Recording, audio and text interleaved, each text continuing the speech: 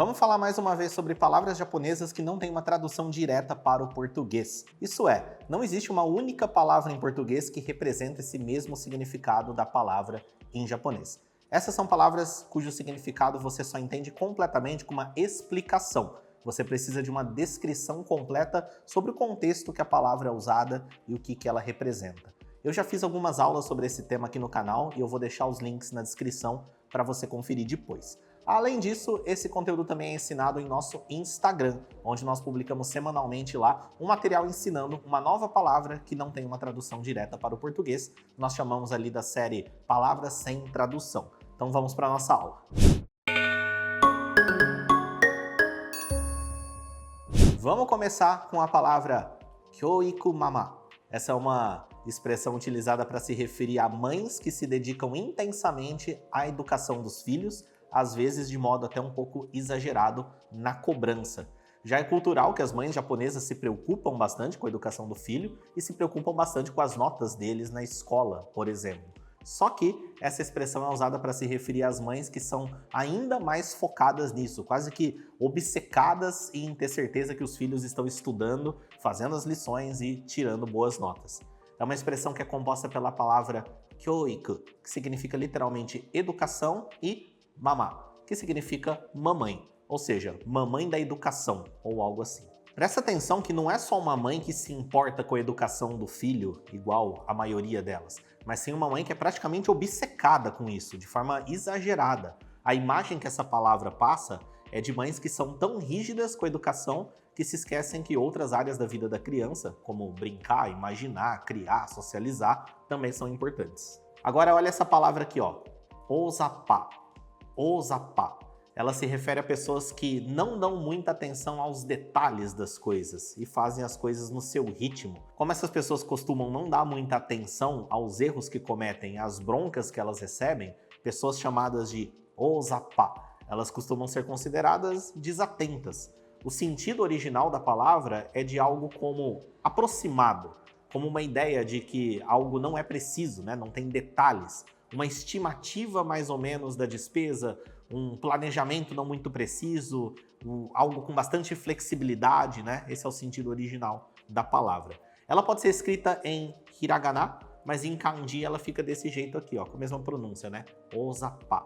Primeiro temos esse kanji aqui, que significa grande, depois temos esse aqui que significa misturado, bagunçado ou confuso, e por fim temos esse aqui que significa um monte, um punhado, um acúmulo de alguma coisa. Ou seja, numa tradução bem literal, seria alguma coisa como um grande monte de coisas bagunçada. É uma palavra que tem um significado e uso prático, né? É meio que o roughly no inglês. Mas ela virou também mais como uma gíria para se referir às pessoas que têm essa característica. Agora vamos para uma outra palavra bem útil, que é zenshin zenrei. Zenshin zenrei. Essa é uma expressão para indicar que algo é feito de corpo e alma, com toda devoção àquela tarefa, né? Para a sociedade japonesa, que valoriza muito o esforço, essa expressão indica uma dedicação ainda maior para realizar uma tarefa ou se dedicar a uma causa. E se a gente analisar os kanjis que formam essa palavra, primeiro temos esse aqui, que significa todo, depois temos esse aqui, que significa corpo, depois temos novamente esse aqui que significa todo e por fim temos esse aqui que significa alma. Ou seja, literalmente é algo como todo o corpo e toda a alma, simbolizando algo feito realmente de corpo e alma com toda a dedicação do mundo.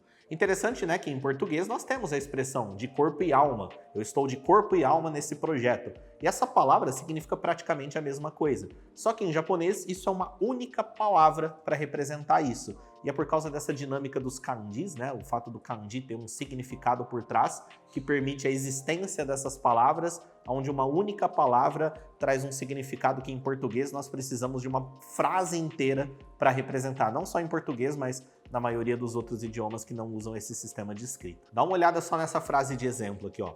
Kanojo wa kono shigoto ni zenshin zenrei o uchikonda. Kanojo wa kono shigoto ni zenshin zenrei o uchikonda.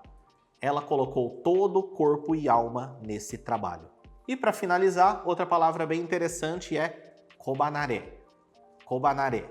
Essa expressão é usada para falar do processo de separação gradual de um filho dos pais à medida que ele cresce e se torna mais independente. E também a habilidade dos pais de irem deixando de interferir tanto na vida dos filhos à medida que eles crescem, né? Essa separação é um processo natural, né, no desenvolvimento humano, acontece com todo mundo, mas essa etapa, Kobanare, ela pode ser um momento difícil para as famílias, né? Especialmente para aqueles pais que são mais apegados, mais carentes. Se nós analisarmos a palavra, nós temos esse kanji aqui, que significa criança ou filho, um dos primeiros que nós aprendemos lá. E essa parte aqui significa separação, ou seja, a palavra kobanare significa separação dos filhos. E com essas palavras, mais uma vez, a conclusão é o seguinte: quando nós aprendemos uma nova língua, não podemos estabelecer uma correlação binária entre palavras, né? Onde para cada palavra em japonês existe uma palavra em português ou no outro idioma.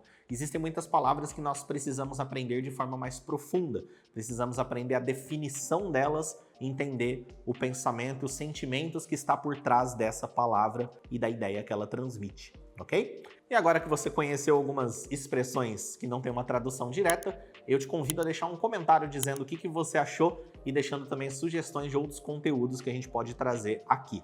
Se você é nosso aluno do programa Japonês Online, obrigado por estar acompanhando as aulas daqui do YouTube também. Se você não é nosso aluno, entra lá no japonesonline.com.br para você conhecer a nossa plataforma e os nossos cursos. Inclusive, se no futuro você pretende se tornar um dos nossos alunos, você pode entrar na nossa lista de espera para você ser um dos primeiros a ser notificado das próximas datas. Eu estou deixando aqui o link na tela, pode entrar lá, japonesonline.com.br. Bons estudos para você, até a próxima aula. Mata né!